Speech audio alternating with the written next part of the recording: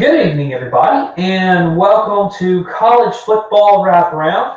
I'm Cooper Naylor, and tonight we're going to talk about realignment stuff because since I came to you last week, there has been more movement since Colorado left the Big 12. So we'll get into that. Then we'll answer our questions from our community post series, Top 30 Players in 30 Days. So we'll get into those. And that is what our show is going to be tonight. So let's begin tonight with Oregon and Washington. They are moving to the Big Ten after the fallout from USC, UCLA, and Colorado. The three of them left the Pac-12. Then Oregon and Washington, they were more than content to probably, if a media rights deal that was worth staying for, they were willing to hear out George Kliavkoff on that, the commissioner of the Pac-12, which it won't be soon. But Oregon and Washington, they were fine to sit it out, wait and see what happens.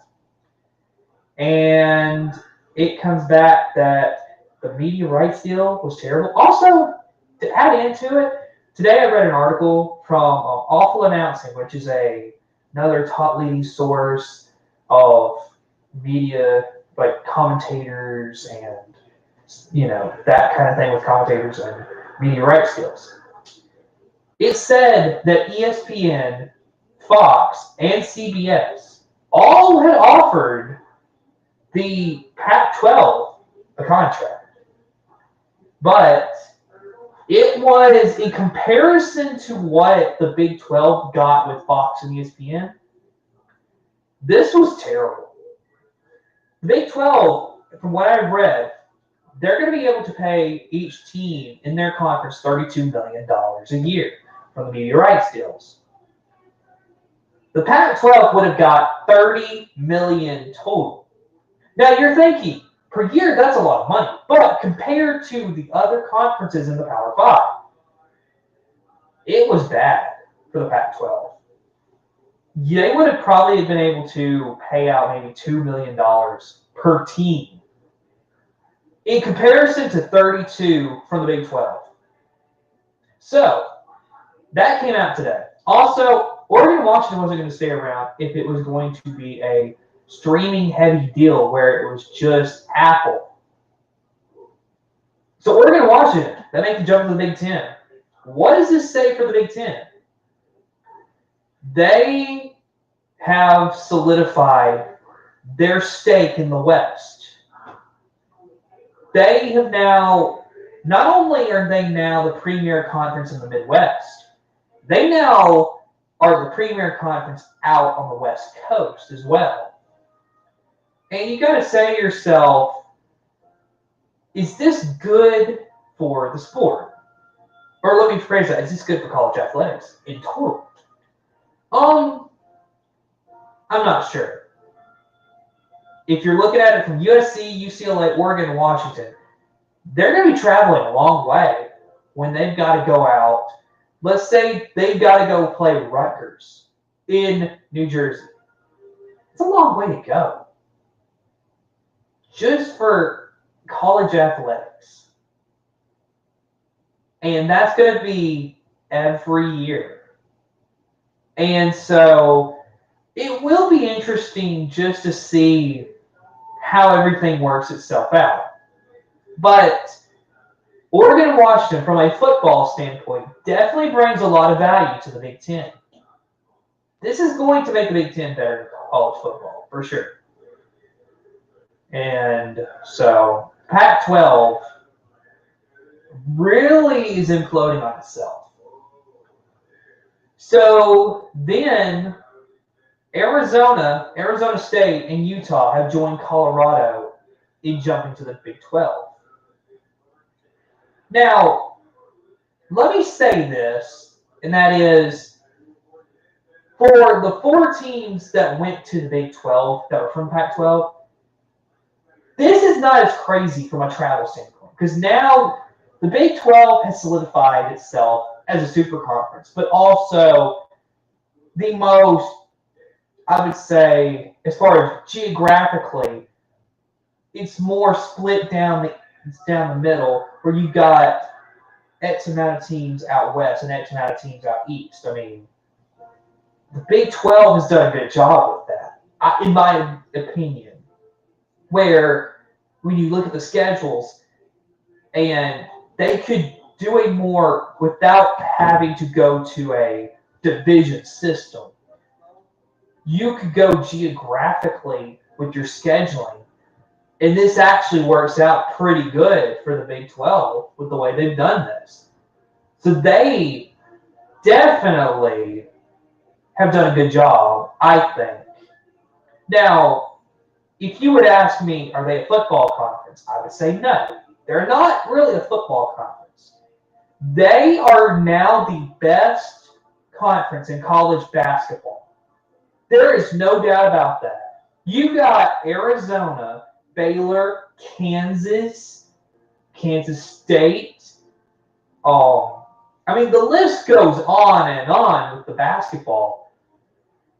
The Big 12 definitely, they were looking, because I feel like when you look at a lot of college athletic expansion like this, I think football is like at the top of the list as far as like what people are really like watching. College basketball is what I feel like the whole intent is from the Big 12. They're not looking at college football and saying that's our main focus. College basketball makes a lot of money. So this is a great investment. And there's still rumors that they can go get UConn. And trust me, the expansion is not done yet. Florida State is wanting out of the ACC. Think about this, folks. Florida State could join the SEC. That's where I believe they fit in the best. To me, they feel like an SEC school that's just stuck in the ACC at the moment. Another team that would feel to me like an SEC school would be Clemson. But here's the difference between Clemson and Florida State. I feel like Clemson does not want to leave the ACC. I feel like they are more loyal to the ACC than what Florida State would be. So who would go with Florida State if it's a deal where two teams are leaving the ACC to join the SEC? North Carolina would be the team, I believe. I think if you look at it, Florida State and North Carolina both make the most sense. And plus, the SEC could say, yeah, we're good at football, but also let's look at basketball. Florida State and North Carolina both normally have pretty good basketball programs. You add that to the SEC. I mean, could you imagine a conference rivalry game where it's Kentucky and North Carolina on the hardwood? That right there would be amazing to watch. So from what I've been watching, it's not just college football that's coming into play with this. This is also college basketball, and then college baseball. All college athletics is coming into play with this. If they were to add Florida State and North Carolina, okay, softball for one instance. Florida State has got a really good softball program. That would help the conference because the SEC pretty much dominates in softball from what I understand, especially with getting Oklahoma and Texas. So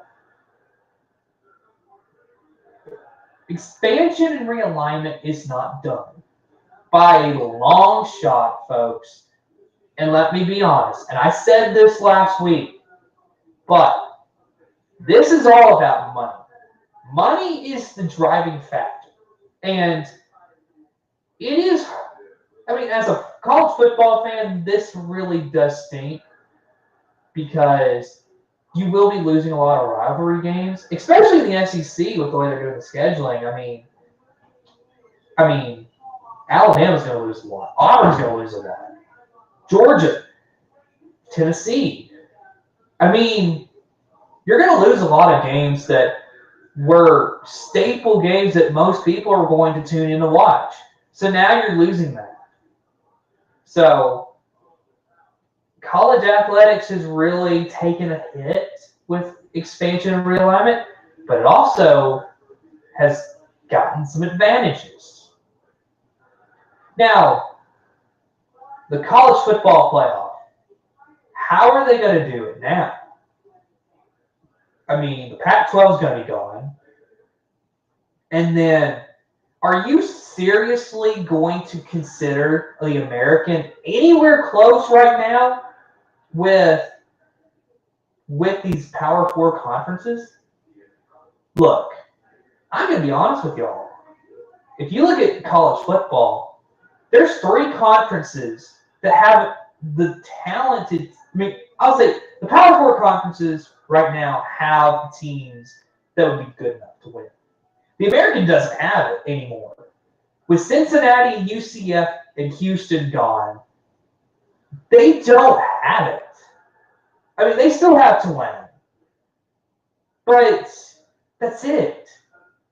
I mean, they don't have enough to go and actually have a chance to win a significant game like that, like go into the playoff. It's just, I don't see it happening. So in that case, I don't feel like the American really is that close. So if you go back and change some of the formatting of this playoff, here's what I'm going to say. The way I'm doing this is I'm going to say this. Your top 5 teams, most of the time that you're going to choose from is, I would go SEC, ACC, Big 10, Big 12, and then Notre Dame if they have a really good season. If Notre Dame has a really good season, they are one of the top 5 teams. Because if you look at the top 5, that's your conference champion / Notre Dame. That's the way I see it. The top 4 conference champions. Then, to get me, you can get a team from like the American to get in there. But I would say it would be a 12-seeded team because they're not going to be good enough to get past a 5 seed. Or for that matter, any seeded team in the college football playoff. The only thing I will say about this is with the expansion to 12 teams, and now you got all this realignment, this really does, I mean, in a way it hurts the sport because I feel like there was no reason. You could have just expanded, done the expansion and just left the playoff alone at 4 teams. You didn't have to expand the playoff. But again, folks, just like the teams realigning and the college football playoff going to 12 teams, it's all about money. Trust me, in about 11 to 12 years, well, I'll even rephrase that. 4 or 5 years from now, we're going to be sitting here on this same show talking about why the playoffs should be left at 12 teams and not be expanded any further. Because people are going to get tired of the 12-team model because they're going to see, wow, teams like Alabama, Georgia, Clemson, Ohio State, no matter how hard you try, they're going to be there.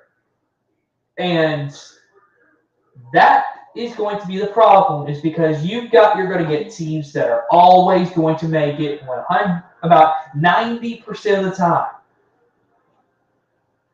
It hurts the sport, honestly, with the expanded playoff. But these people are weak-minded, and, I mean, they're all in it for the money.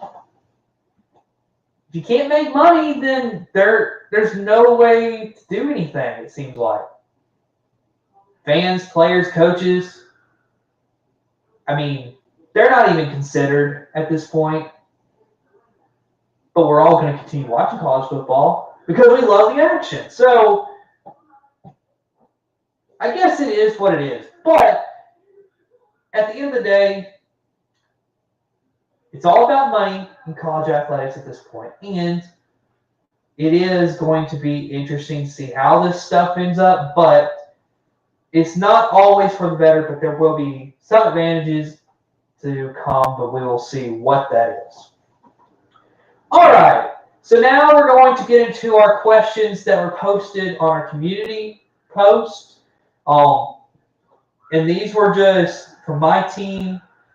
Came up with them about a month ago. We started working, and so we have worked hard on this. And so, of course, we answered some of them last week, but here we go. Will Sheed or Sanders? I'm hoping I said that right. Be ready for Pac-12 play. I would say yes and no, because he, of course, played at Jackson State for his dad for a few years, and really, this is interesting because people are saying he could be really good. Really, Colorado is getting a great duo with him and Deion. But here's the thing. It's the last year for Colorado in the Pac-12. Really, it's really the last year for the Pac-12 altogether. And I don't know. I mean, there will be some teams I think they'll beat in the conference. But if they have to play like a USC, which I haven't looked at their schedule real closely, so I'm not exactly sure who they're playing this season. But if they've got to play like a USC, UCLA, a Utah, Oregon, Washington, those are going to be losses. I don't think they're completely ready. And, I mean, they'll keep it competitive with TCU, I feel like. But there is some doubt I have about Colorado that I just don't see them being that as great as what people want to put them. But I do have them in my rankings at 24. So, I mean, there's a little bit of optimism right there for Colorado to be had, in all honesty. So, we'll just keep that in mind. But I just don't see them being some people think they're going to be like a 10-win team. I don't see that. I think at best, like a 9-3, 8-4 would be a really great season, I think, for Colorado. So, and I mean, there's just a lot of expectations just because Deion's the coach and he's, this huge icon and everybody knows who he is and all this. I mean, that's the only thing. So, okay, next question. Will Jaden Daniels lead LSU to back-to-back SEC West titles? No. And the reason why is because Alabama is going to be the best team in college football this season. Alabama is going to bounce back, win the SEC. Excuse me. They're going to win the SEC West, and Alabama will win the national championship this season. And so LSU will not go back-to-back in the SEC West, but they'll be close. They'll be like a number 2 team in the SEC West. So that is a little bit, it is a little bit of a downgrade just compared to Brian Kelly's first year, where they go to the SEC championship, which was quite incredible to see. And so we'll see what happens, but I don't see them going back in the SEC West. Can Will Shipley make a Heisman run? I think he can get close. Now, will he win the Heisman? No. I don't think so. You'll have to go back and see who I think will win the Heisman in last week's video. So you'll have to go back and watch that. But I don't see Will Shipley winning, but I think he'll be close. I think he's one of the best running backs in college football by a long shot. So we'll see what happens. Will Brock Bowers lead Georgia to a third consecutive championship?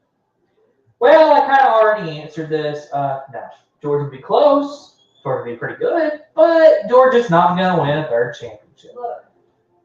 There are not many teams that actually. I mean, I don't think there's really been a team that's gone for a three-peat. I don't see it happening.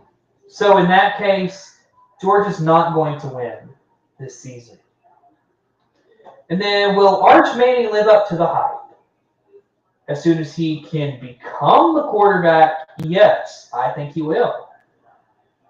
Now, in my honest opinion, I think this season he sits out, and really he'd be smart to take a red shirt.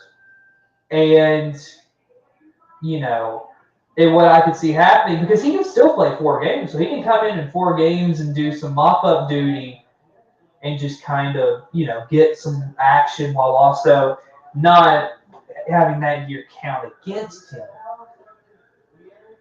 And Arch Manning, I think, will live up to the hype, but I think that it's Quinn Ewers' team right now. And I think Quinn Ewers will end up playing good enough to get himself drafted real high. And so I think that's what you're going to see happen. So is Arch Manning going to live up to the hype? I think he will. I really do. And I think he will gladly sit for 1 year and take a red shirt and play 4 games. I think he'll gladly sit. All right. Is Sam Hartman the answer at quarterback for Notre Dame? Honestly, I really don't know. I mean, I think he will definitely help Notre Dame. He will. I don't see him getting hurt. So, I mean, I think there'll be more stability at quarterback because, I mean, last year he bounced around so much because of Tyler Buckner getting hurt and then just inconsistent play from the backup quarterbacks. But Sam Hartman was a quality quarterback at Wake Forest. Now, did they ever play some of the teams that Notre Dame's going to play this season? No, not at all. So is the schedule and with who they're going to play going to factor into this? Yes, it definitely is. But I think Sam Hartman, he may not be the complete answer, but he will be a quality starter for Notre Dame. Okay, will Dylan Gabriel lead Oklahoma to the Big 12 championship? It's a possibility. Last week I was kind of hard on Oklahoma, but I do have them ranked 23. So I do think there is some hope this season for Oklahoma. And really the big thing is it's going to be the second year of Brent Venables. It's going to be, I mean, if Dylan Gabriel can play a full season, that would help. But I do have this feeling. I mean, in my gut, I've got this feeling that Texas and Oklahoma both are going to be really good, and both of them are going to end up in the Big 12 championship as their last goodbye to the Big 12. And I think Texas will win the Big 12 championship. So I think there's a possibility that they could end up in the Big 12 championship. Oklahoma could. So. And then the question from today, will Xavier Worthy have a 1,000-yard receiving season? Yes. Quinn Ewers is going to be throwing his way a bunch. It's going to happen. Xavier Worthy in just a few games, I mean, probably half the season he'll have 1,000 yards. And so that's about 6 games. Yeah, he'll have it. So that is the questions. And then, so this week, if y'all want to, whenever I put out tomorrow's community post, if you want to, you can leave some comments about what you want me to talk about in next week's show. But as far as a date for when I'm going to do next week's show, I will keep you updated in the community post. So that is it for tonight. I want to thank you all for watching, and we will see you again next week.